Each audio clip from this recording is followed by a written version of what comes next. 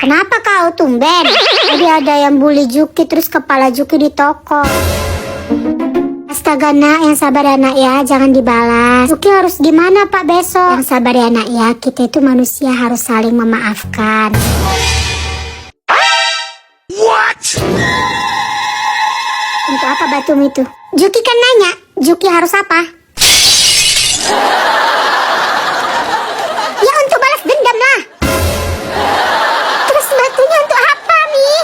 Sekarang kau ambil batu ini, kau lempar ke kepalanya sampai bocor. Mami! Ingat, yang bisa nindas kau hanya Mami Femerfai seorang. Bagus sekali. Nah, oke Mi, Juki siap laksanain. Aduh jangan Juki, tambah banyak ini masalah nanti. Kau pun nanti, Encim, kalau ada yang ganggu, pakai cara mama.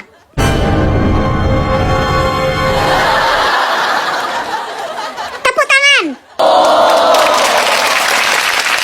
Astaga naga. Oke,